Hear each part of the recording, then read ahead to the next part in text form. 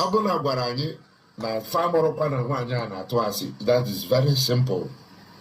But jumping from the fact that a woman gave false testimony, bagam to the fact that the two priests are sponsoring people. This man ekwusigi ife niile okwu agwụgo daize enwezi ebe okwu fọ o kwuru ife niile kwuo ya kpatam kpamkpam fanta niile gwụ gee ntị ka ịnụ ife fara Nwebejoy ikwu maka ihe gbasị ya eme between Ebuka Obi na nya bụ Lovet. Then gekwa ntị ịnụ ife ọ gwarụ Ebuka Obi ọ kwesịrị ime nụkwa nke ọ gwara ya mee now o nyere ya very good advice na ọ bụ na ọ ga-etekikwa ya.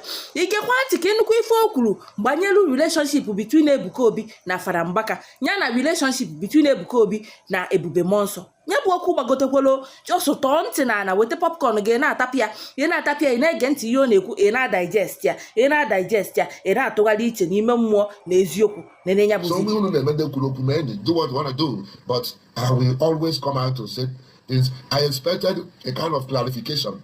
Abuna Guarani na Famoropan and Wanya na Toasi. That is very simple.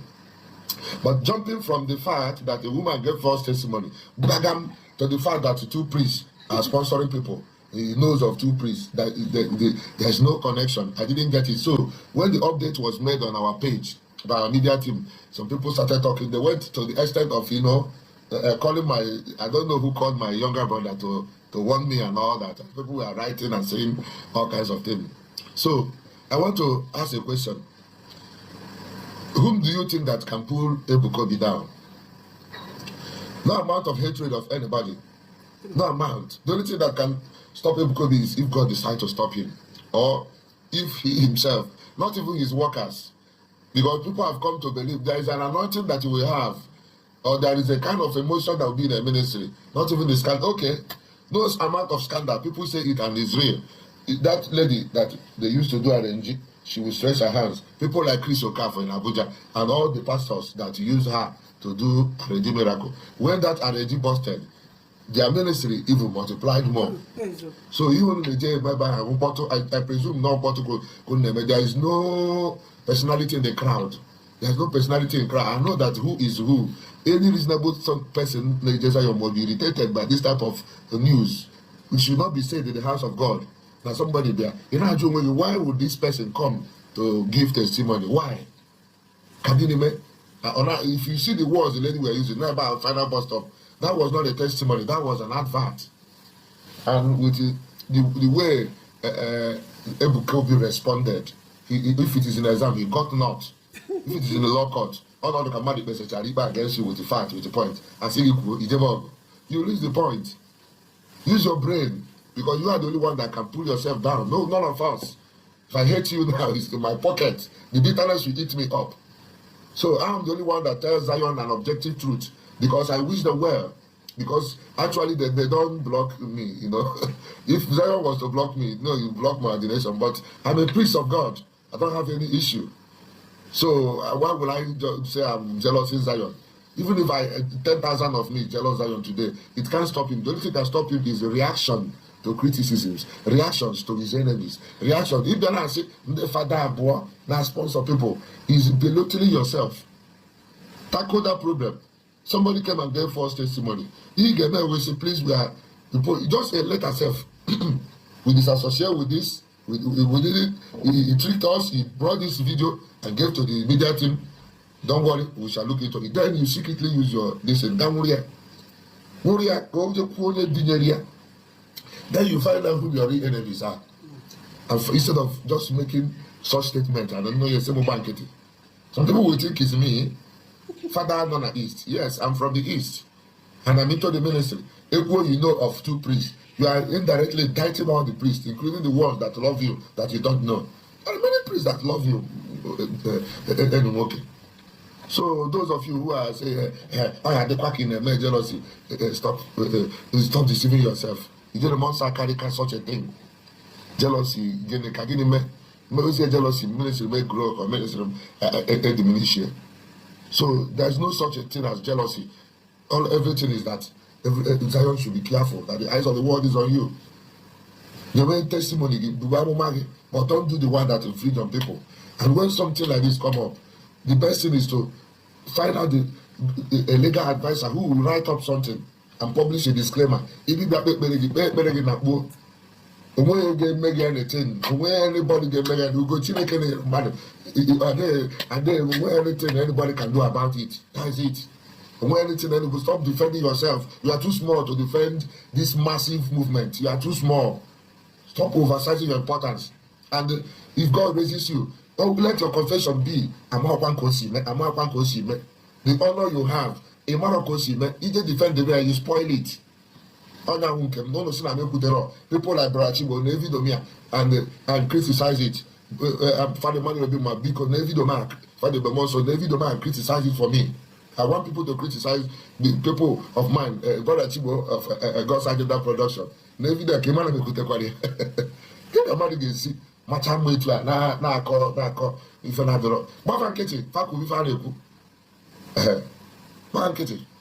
So the update my media team there in the morning, people na say no delete and me delete maka gini. Na my wataro na nwete small. Obuna ni ya na-eme na Zion adụrụ edoghị m anya ofu ụbọchị unu ga-apụtakwa mbịasị unu aka m ajọzikwu ya onye na-eje nya jebe unu and onye ajecha anya bịara na nke m and unu mara ihe na-eme ndị na-ebelieve na Zion do it to me because me I don't believe in it but for now I believe na ndị ọbụla ji ezi obi na gbasa ozi ọma ihe banyere nna anyị dị asọ na ọ na-eme ife mmụọ ebelivuo na ịbụ abụ dị mma na ikwu okwu Chukwu na ikpe ekpere for now judgment adịrọ mma maka na onwe onye dị perfect so nwebe many reason to come out so onye abụ ife mee I try to find out so that I justify my conscience in my keeping quiet because I keep quiet. I did not come out boldly to condemn Zion. For those of you not seeing no pretense, I know they feel any human being. Any day in the Kataranya, do convinced through science, they convinced through science that na monso Abraham or name will yakabaranige, but Abaque, you know Charimone. Yes, that's me. You know Charimone because definitely one thing must happen. So this is a danger and be careful. Don't take up battle with Mbaka. If you want to succeed in this ministry, you must have a spiritual father that everybody knows. And then in adoration, your ministry might be bigger than the one of your father. Man, now you know me here. You may have verse. You want to play JJ. No, never the man fully. Borrow your friends, borrow your children. No, one canopy. That you have that's how I borrow need the backer. We just see Ebuka Obi as spiritually qualified. If you happens here, and I wasn't up on a phone. No. In a cinema monster with your spiritual father. How many times have you gone to general adoration? You're a Catholic. You're supposed to be attending their masses. Don't be too busy your own. Don't be eating mouth. As my own, so that our conscience are free. Nayada to the money because and the more Atabuka money, Zion members of Rakaizo, all those things. If the God of Israel is not with you, one day you are just kidding and fooling yourself. But if He's with you, no one can bring you down. So stop defending yourself. The only check one done to fear. Don't be too erratic in check is all your dignity. No, that's not the way. So let everybody calm down and be careful. Now this no location when you get intimidate. Be careful. Be careful. From what the Daniel testimony. So people should explain what is going on. Every day, Zion. And look at the words that were used during the prophecy. And they play the video. That had the lady. You see,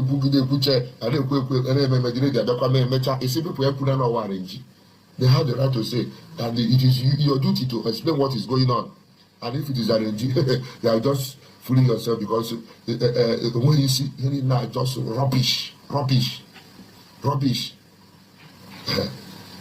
When you see, there's nothing, any reason that can justify that. Chineke, it may not everything. Stop all this now.